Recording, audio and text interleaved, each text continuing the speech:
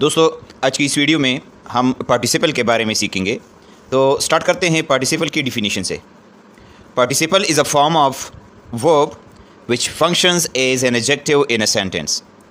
यानी participle verb की एक हालत है जो कि जुमले में एडजेक्टिव का काम करता है। ये बात याद रखें कि पार्टिसिपल जुमले में वर्ब की तरह दिखता है लेकिन ये एडजेक्टिव का काम करता है। मसलन इस जुमले को आप देखें, Ali jumped from a running car. इस जुमले में रनिंग का लफ्ज़ पार्टिसिपल है जो कि इस जुमले में एडजेक्टिव का काम करता है क्योंकि ये हमें कार के बारे में एक्स्ट्रा इंफॉर्मेशन दे रहा है। इसी तरह इस जुमले को देखें, he sat on a broken chair. इस जुमले में ब्रोकन का लफ्ज़ चेयर के बारे में एक्स्ट्रा मालूमात दे रहा है, इसलिए ये एक एडजेक्टिव है और इसको हम पार्टिसिपल कहते हैं, अगरचे ये वर्ब की तरह दिखता है।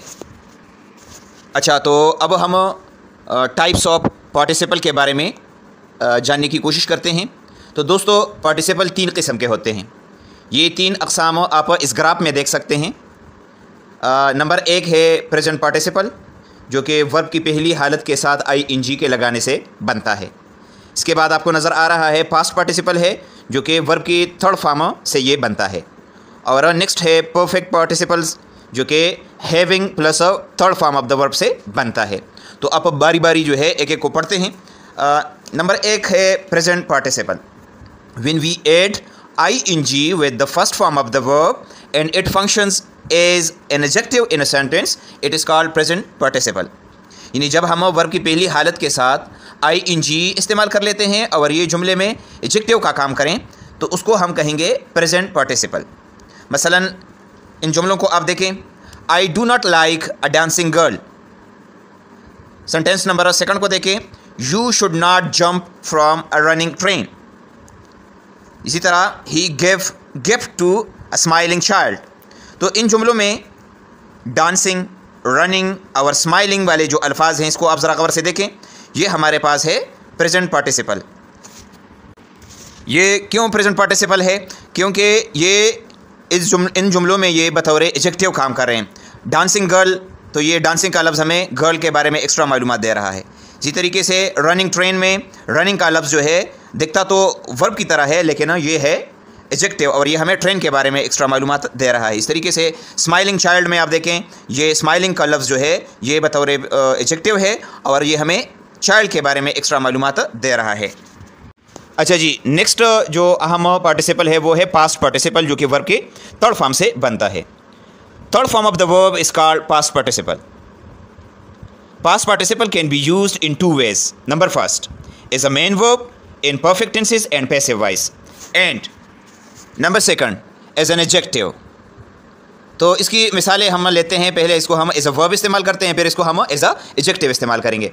ये जब बतौर वर्ब इस्तेमाल होता है, बतौर मेन वर्ब, तो इसकी मिसालें ये हैं, you have deleted the video, I had visited Peshawar, the video has been deleted by me. तो इसमें अब देखें तीनों जुमलों में ये बतौर मेन वर्ब इस्तेमाल हुए हैं। अच्छा, पहले जो 2 टेंसेस है ये परफेक्ट टेंसेस है। पहला टेंस जो है वो प्रेजेंट परफेक्ट है, you have deleted the video, और दूसरा है आई हैड विजिटेड पेशावर, तो ये पास्ट परफेक्ट है। तो प्रेजेंट और पास्ट परफेक्ट में इसको हम बतौर मेन वर्ब इस्तेमाल करते हैं। इस तरीके से 3rd नंबर जुमले को आप देखें, the video has been deleted by me, तो अब ये क्या है, ये पैसिव वॉइस में है। तो पैसिव वॉइस में भी हम पास्ट पार्टिसिपल को एज अ मेन वर्ब इस्तेमाल कर सकते हैं। Now let's come to the second point and that is past participle as an adjective. Past participle can be used as an adjective in a sentence as well. For example, look at these sentences. This is a broken chair. The deleted video has been restored. The visited areas will be visited again.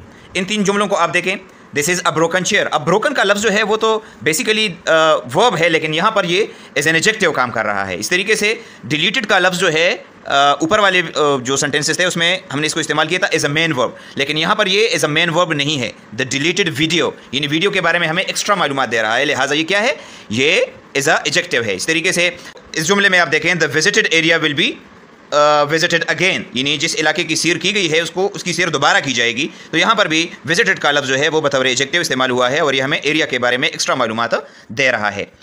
इसी तरह the written letters are with me, इसमें भी आप देख सकते हैं कि written का लफ्ज़ बेसिकली वर्ब है, लेकिन यहाँ पर बतौर एडजेक्टिव इस्तेमाल हुआ है। तो उम्मीद है आपको इसकी समझ अब आ गई होगी। Let's come to the third and the last participle which is perfect participle. तो परफेक्ट पार्टिसिपल किस तरह बनता है वो हमने पढ़ा था कि having plus third form of the verb से बनता है। When the word having is combined with the third form of the verb it is called perfect participle. ठीक है, यानी जब हैविंग का लफ्ज वर्ब की तीसरी हालत के साथ कंबाइन किया जाता है, इसके साथ लगाया जाता है, तो उसको हम कहते हैं परफेक्ट पार्टिसिपल। तो ये अब इसकी मिसालें आप देख सकते हैं। Having edited the video I posted it. ठीक है, तो इसमें ये हैविंग एडिटेड का जो लफ्ज है ये हमारे पास क्या है, बतौर एडजेक्टिव काम कर रहा है। इस तरीके से having played cricket he went to his room, तो यहाँ पर हैविंग प्लेड के जो दो अल्फाज हैं ये हमारे पास परफेक्ट पार्टिसिपल की मिसालें हैं। तो दोस्तों उम्मीद है आपको इन तमाम तीन पार्टिसिपल्स की समझ आ गई होगी। फिर भी अगर किसी जगह पर आपका कोई सवाल बनता हो तो आप कमेंट में ज़रूर पूछिएगा, इंशाल्लाह मैं आपको ज़रूर जवाब दूंगा। Thank you for watching. Allah हाफिज़।